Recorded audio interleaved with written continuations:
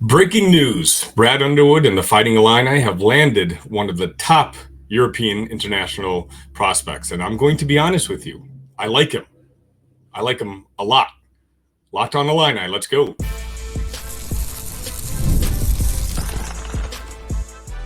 You are Locked on Illini, your daily podcast on the Illinois Fighting Illini. Part of the Locked On Podcast Network, your team every day. Thank you all for joining me today. I hope you all enjoyed your Memorial Day weekend. It's a special weekend for me and a lot of people I know, so it's one I don't take lightly.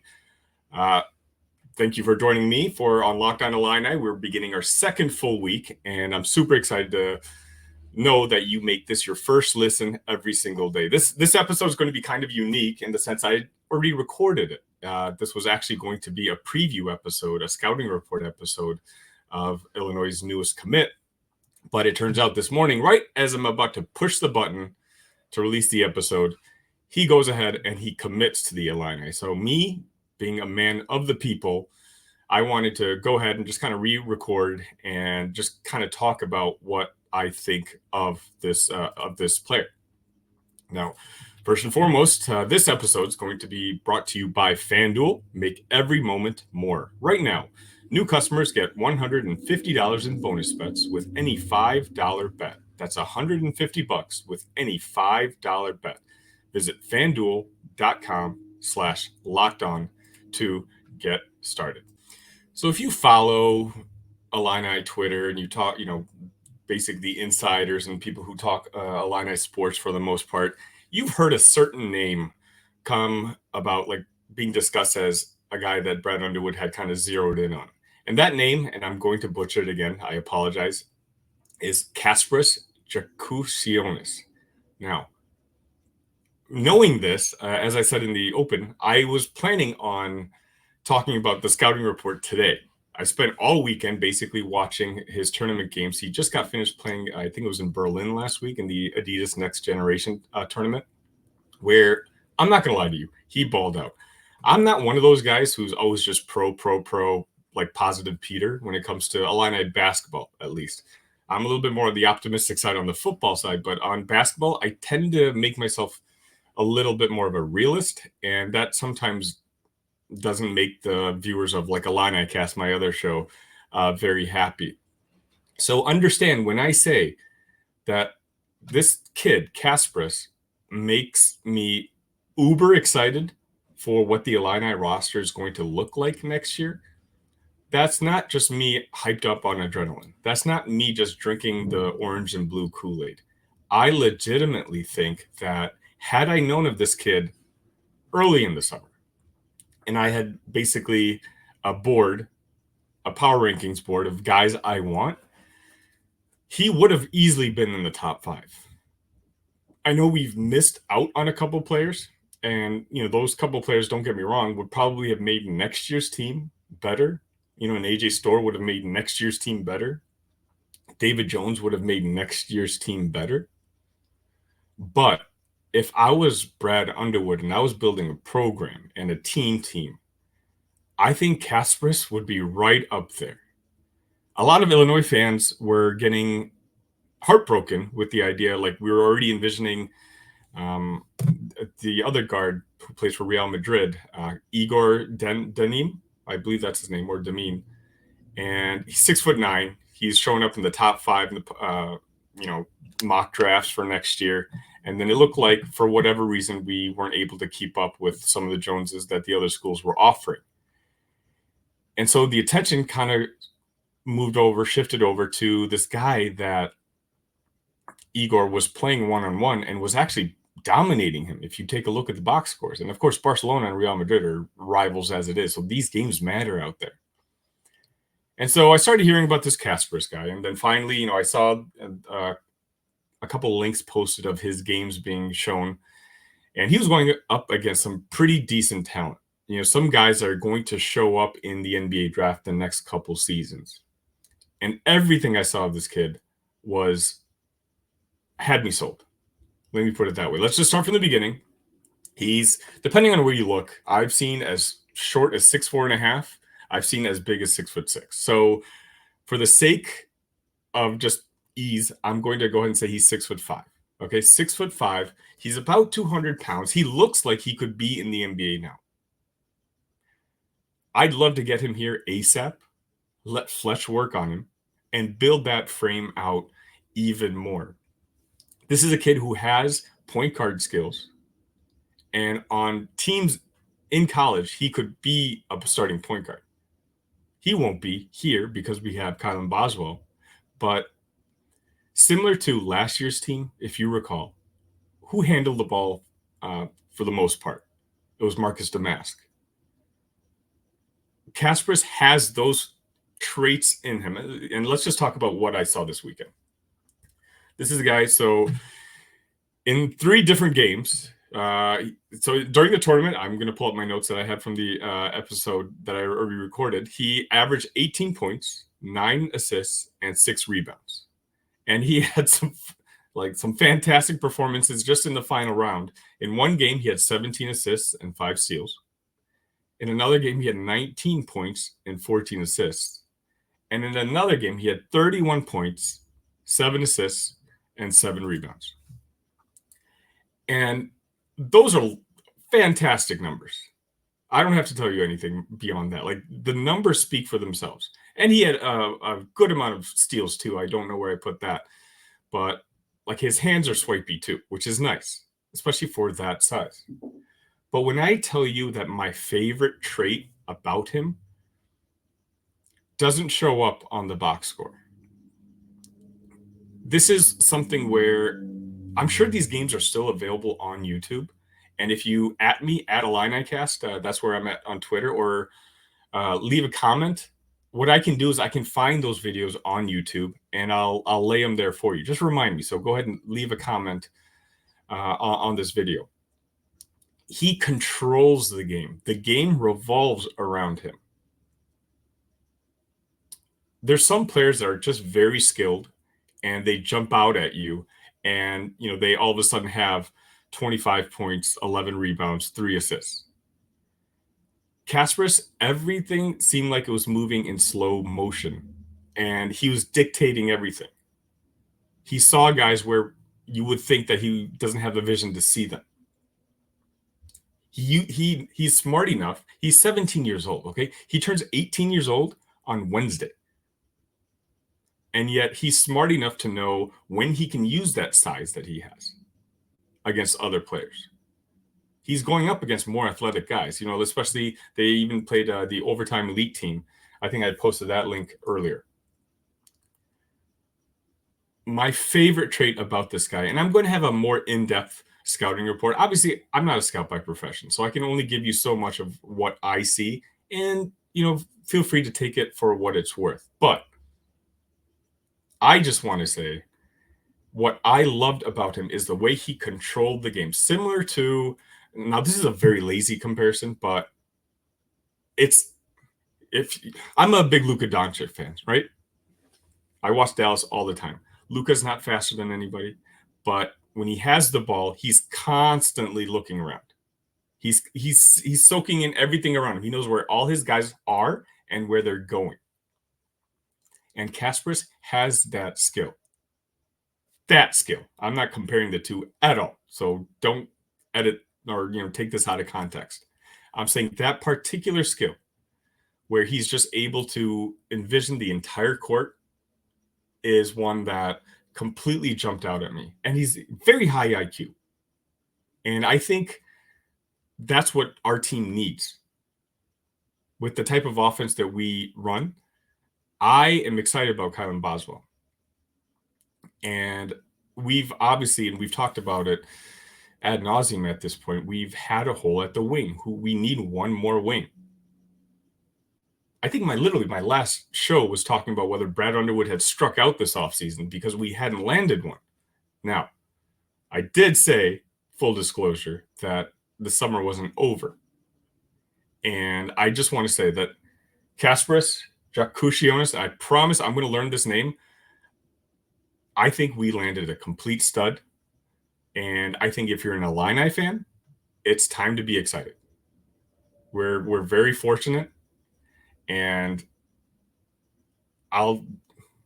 moving forward later this week, I'll try to book someone who watches him on a professional level just to give you a more in-depth scouting report. But please, if you haven't already, watch some of his tape on YouTube or just put a comment down there, and I will essentially remember, and I'll send you a clip of what the games that I watched, at least, because I'd love to get your opinion on all of this as well.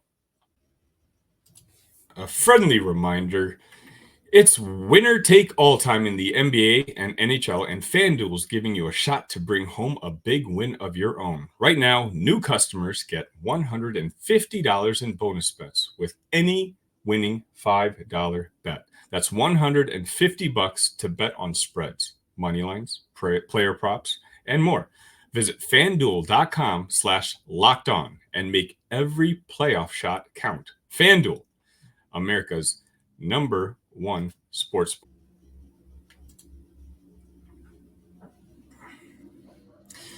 All right, it's Tuesday, and that means we bring on my dear friend, Big Ten Ted, for his weekly segment here on Locked On Illini. Ted, how was your weekend? It was good. It's good weather back in the homeland, back in Wisconsin. So it was good to be back home for a little bit with my family over there celebrating the long weekend. But sometimes when you get into that long weekend, you get a little bit out of it. So I am getting back into my Big Ten discussion by stopping back here on Locked On Illini. Yeah, I don't know how much you follow basketball, but the Illini got a very big commit just this morning. So I'm just trying to, run around and gather my notes and try to get this episode out for the people, because I'm a man of the people, as you know. Ted, real quick, just introduce yourself. Let the crowd know, where they find your stuff. Yeah, covering Big Ten football and a smidge of basketball and some other sports at some other times, but mostly football most of the time over there on YouTube. Big Ten Ted over there on YouTube, at Big Ten Ted over there on X/Twitter as well. We got about 3 months to go ish till we kick things off on the football field. One word of advice, and we're not doing it here on our channel: don't wish summer away. We've got plenty to talk about on the Big Ten Ted side of things between now and between the time we kick things off. But kind of a word of the wise: we've got plenty of build-up. Don't wish that summer away. Get outside and enjoy the weather, and hey, step by and let's talk some Big Ten football and Big Ten Ted on YouTube and Twitter. Absolutely. And with Ted and his weekly segments, what we're going to do is kind of give an outsider's perspective. Obviously, you tune into my show to watch everything you can and learn what you can about Illinois sports. But we play in a very prominent conference where, what the Big Ten does matters. And so just to kind of keep us in the loop, we have Ted, who does a better job than anyone I know covering the conference as a whole. So every week we're going to kind of tackle topics that kind of relate the conference and Illinois, but it's going to be nice to get an outsider's perspective for it. So today, Ted, what are we talking about? Yeah, let's chat. It's very interesting how a program like Illinois translate into this new Big Ten. There's a lot of these mid-tier teams, maybe some of these Big Ten West, right, type of programs, and how they translate, because they've been in this division, especially since COVID, right? It's kind of nationally the narrative. They've taken it on the chin a little bit, and a lot of it is deserved. Okay, I won't shy away from that, most certainly. But now with maybe some of these more explosive offenses coming into the conference, how do the Illinois of the world, and then some of your the Illini rivals, some of the Iowa, some of the Wisconsin, some of those types of teams and their physical style of play, defensive minded, all that kind of thing, how does that translate to some of these West Coast programs? I think when I really dive into this, and that's what is most exciting, I think, about these four teams from the West Coast, because that West Coast, shall I say, culture of football and how it was in the Pac-12, it's very offensive focused. It's very speed and skill and space when you look at these West Coast programs. Very contrary to maybe what exists at the Illinois of the world from the old Big Ten West as well. So kind of want to dive into how an Illinois program fits into the new Big Ten and how they maybe compare to some of these West Coast teams. I think the first thing, Sonny, that I really want to dive into is this season. Okay, in 2020, 2024. When I start to look at this Illinois team, I get a little bit excited because they're bringing in some of these spring transfers that are going to make a difference on the football field. There's still some out there that they could bring in. But when you look at this Illinois team, they've got a pretty solid offensive line. And I look at that run game. Okay, because you had Chase Brown, that bell cow in Champaign that was so good that they could lean on run game and defense. Brett Bielema was smiling ear to ear. That's exactly the way that he loves to play the game of football. And then maybe last year it kind of takes a little bit of a dip. They didn't have a firm identity until Caden Fagan really came in and really established his role at running back. Now, he was a little bit banged up towards the end of the season, but he's the key for me. Because if Caden Fagan can really establish himself, say, as a 1,000-yard rusher this season, I think that really opens up so much more of their offense. I think you saw last year, Luke Altmaier, especially early in the season, he was so dependent, especially with his legs, to make plays. They weren't as balanced on offense. If Illinois is a more balanced offense this season, I think that opens things up. We talked about transfers they could get. Zachary Franklin is still out there from UTSA. TBD on if he's going to end up in Champaign. If he does, that's a pretty good one too, with Pat Bryant on the other side as well. They've recruited solidly at wide receiver. So I like them as kind of an underrated type of offense as well. We know what they have on the defensive side and what they have to improve on based on last season. Now, you get that, and you compare it with some of these West Coast programs as well. I think we've got an idea when we look at 2024, because we're going to look at the future too.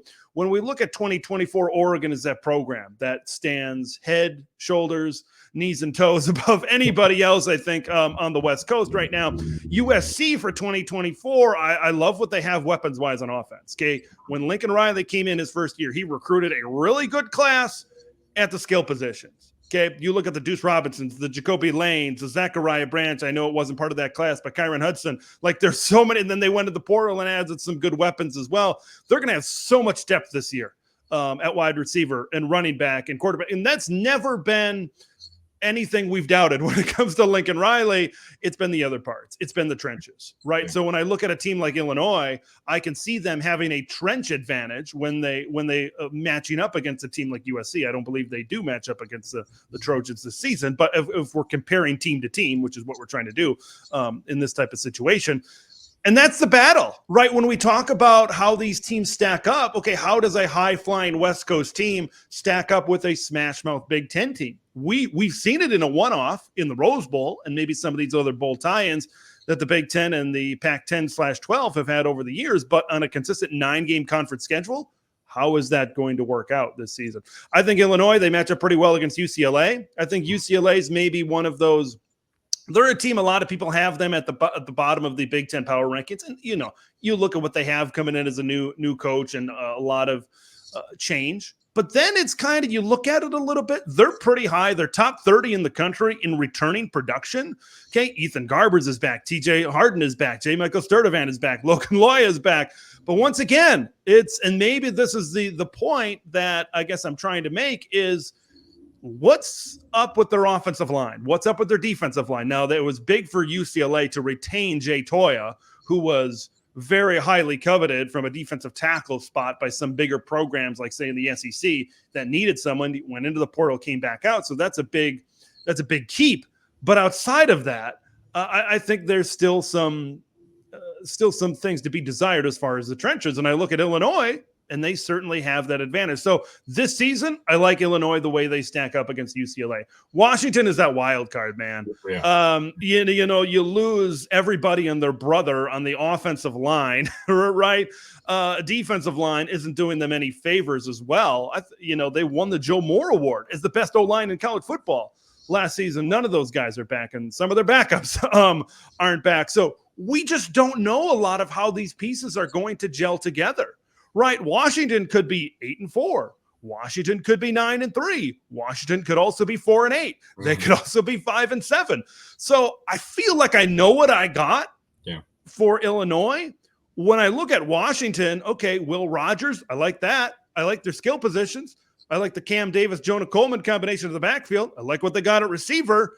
But if you can't protect the quarterback, if you can't pave the way against some of these good Big Ten defensive lines, like maybe there is at a program like Illinois, you're going to have some trouble. So where does Illinois stack up? I think they sit kind of right, because we feel like even this season, you've got Oregon and USC, and then you've got Washington and UCLA. I think right now I stack Illinois on top of UCLA. I think you could kind of go back and forth as it pertains to Washington. I think a lot of power rankings out there post-spring have Illinois and Washington-ish in the same type of area, maybe within 2, 3, 4 type of spots as well. So I think right now that's the battle. So I like what Illinois has in terms of that Brett Bielema physical style of play. It's very different from what's going on at Washington, which makes these things very difficult to compare, Sonny. Yeah, no, I agree. I'm trying to look at it from an unbiased point of view, and I do think the offense is kind of being overlooked by a lot of the national pundits this year, just because Illinois has no longer become like a trendy team like we were 2 years ago. Yeah. And so there's a new head coach, at Purdue, and obviously we have all these new hires coming into the Big Ten. So Illinois and Brett, they've kind of been relegated to the background, but I'm very high on this offense. I truly think it's in the top third in the conference. Obviously, there's issues on the defensive side, and I'm not even masking the idea, that I'm not acknowledging that. But I think the team right now, the over-under was 5.5. If you had asked me a month ago, I would have probably leaned under. Yeah. But I think, as you mentioned, there's been a couple moves that, Brett has been making to kind of shore up some of the perceived weaknesses. Mm-hmm. And I think it's enough for me to bump my projection to the over again. And, making a bowl game for this team is going to be huge. We missed out last year. Obviously we started off 7-1 2 years ago and weren't able to clinch that, the division title. And I just feel like we're starting to lose a little bit of the momentum recruiting wise because of the new coaches, because of the new version of the Big Ten that we're moving into. But back to the original topic, I'd probably agree with you. Yeah, Washington's going through a whole lot of turnover, but the guys they have are still probably better players than what Illinois has right now. Brett is a developmental program. Yep. That's what he's always done. And I'm very excited about our offensive line. As you mentioned, our running back room can compete with almost anybody in the country, but can that running back room stay healthy? I don't know. Yeah, that's the thing. When you mentioned Illinois' offense, and I really like that's. I know I'm going to keep on coming back and beating that Zachary Franklin drum a little bit, and that's still a piece that's up in the air right now.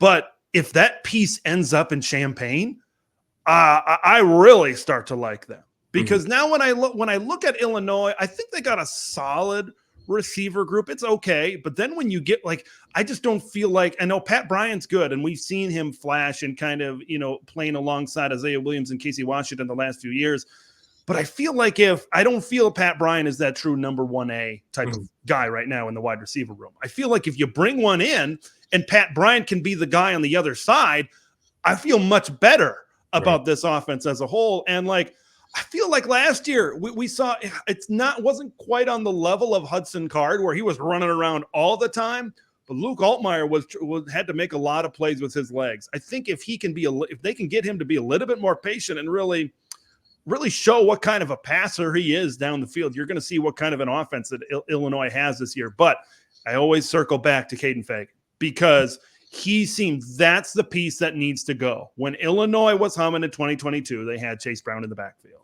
Right. And then they were able to balance that with the pass game of touchdown Tommy DeVito. Right. So that's the balance.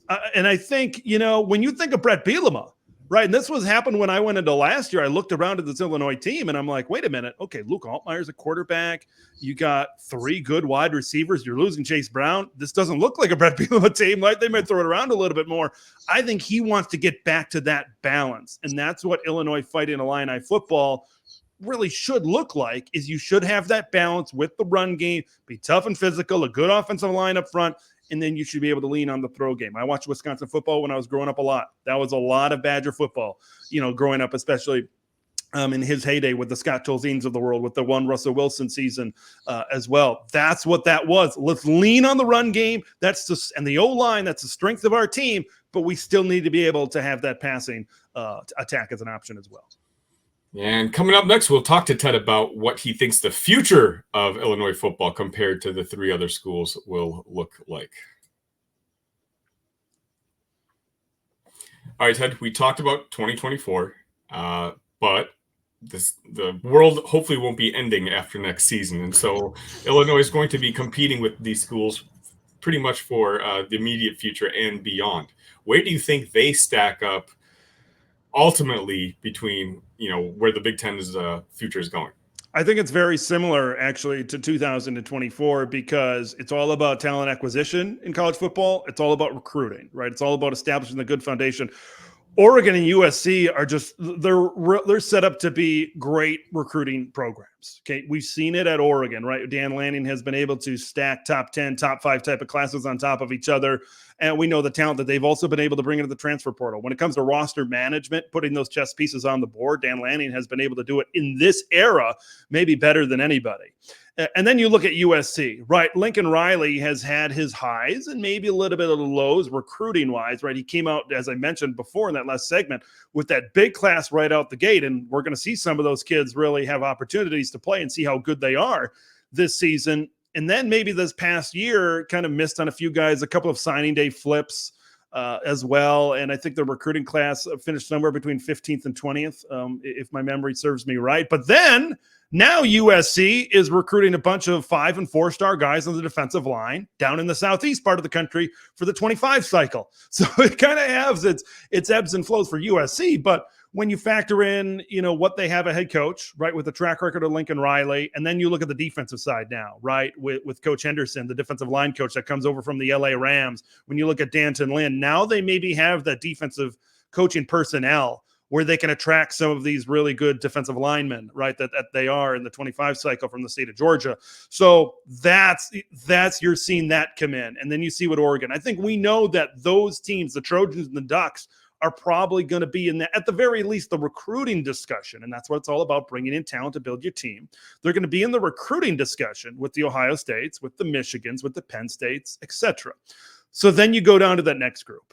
And that's, I think, where Illinois really starts to fit in. I think Illinois starts to fit in with that Washington. I think UCLA, what Deshaun Foster has done since he has showed up in Westwood, a lot of people are just writing the Bruins off as this program. Well, they're 18th out of 18th because they hired a running back coach. But that's on the surface when you look at it from 10,000 feet above the San Gabriels. But if you really come a little bit down closer to earth about what UCLA is, they are doing some things recruiting-wise. The hire of Eric Bieniemy as the offensive coordinator certainly doesn't hurt, right? They've gone out, they've gotten 2 4-star quarterbacks, DeMarcius Davis from Washington, Madam Elieva recently committed to UCLA. We know what that last name means, especially with Nico over there at Tennessee right now. So, and then they're bringing in 4-star running back. They're bringing in good talent right now. So I'm not saying that they're going to be a powerhouse by any means, right? That they're still kind of where they are right now, but that's a team to watch out for rising up the ranks of the Big Ten Conference. But as it pertains to the future, I don't know if Illinois is going to recruit. In fact, I'm pretty certain Illinois is not going to recruit maybe like some of these, maybe like UCLA is doing right now. This is, you said it before, it's always been a developmental program. What were the stars of Devin Witherspoon? Okay, there weren't many. There weren't many. Okay, zero, exactly. He ended up being a top 5 pick in the NFL draft. This is, and then and Brett builds his roster, and I think you're kind of seeing it now where he recruits his guys that fit his program. They probably don't have the most stars next to their name. Like, look at what Iowa has done. Right. They and look at the talent that they have produced year in and year out. Yes, there's a guy like Xavier Nwampka on this team. He's a 4-star guy on Iowa this year. And there are a few of those other guys, but they develop it's just year after year. There's always good defensive players, right? For the Iowa Hawkeyes, I feel like Illinois wants to get into that mold where they want to develop guys for their team and their program. Greg Schiano is actually doing something very similar at Rutgers. And then fill in with some transfer guys, right? We saw Tommy DeVito come in at quarterback. We've seen Luke Altmaier come in at quarterback. We talked about the receivers that have come in on this team as well, and really fill in with those experience spots as well. So long-term, I think Illinois is right in that mix, right in the middle of the Big Ten. And if they can hit a class, if they can hit a lot of guys at the same time like they did in 2022, they could jump up and certainly have a really good run as well. So it's going to be very interesting to see as these next years go on, how do some of these middle tier teams in the Big Ten really rise up, and can they compete with some of those higher earning teams, and then with this potential era in a year or two of salary caps, of in-house NIL, of the financial piece becoming more of an impact, where is Josh Whitman going to stand on how he kind of allocates that money within the athletic department and the athletic program? So that's a whole nother layer, right, that you can talk about as well when you're talking about the future and how they stack up against some of these West Coast programs. But, I think it's fairly certain that when you look at the Big Ten going forward, I think you're going to have Ohio State, Michigan, Penn State, Oregon, USC, maybe Nebraska has a really bright future, TBD in Wisconsin. But then when you get to like 8 through 16, 17, that's just a cluster of a bunch of teams. And there's going to be opportunities for a lot of those teams to maybe rise up to 8, 7, 6, and who knows, maybe 5 or 4. And maybe that gets them into a 12-team playoff. Maybe it expands, like rumored, to 14 in 2026. Maybe the group of 5 is no longer like there's so we can try to predict the future, Sonny. Right, but we don't know the future. We don't know anything about the future, right? But in terms of on the field, when it comes to these West Coast programs, I feel like they really blend in with maybe those Washingtons and UCLAs. I think that's fair. I think it's fair. One thing I do know about the future is I will constantly be checking in on Big Ten Ted's YouTube channel because, again, when you're trying to learn, especially about our new neighbors coming in from the West Coast, no one does coverage better than Ted. So, Ted, I want to thank you again for joining me today. Yeah, no problem. Always good to talk on Big Ten Ted Tuesdays. Appreciate you having me. All right. We'll see you next week then. All right. Sounds good. Thank you, Ted. Thank you all for joining me today. And if you haven't already, do me a favor, hit that like button, hit that subscribe button. This channel grew by 30% over the weekend. Thank you so much. It's a brand new channel, so I really appreciate it's a little extra motivation just to know that you guys are watching and that we're building the community. So once again, thank you, and I'll update you guys later on this week. I'll give you a more in-depth scouting report on our newest European commit. Until then, ILL, love you guys.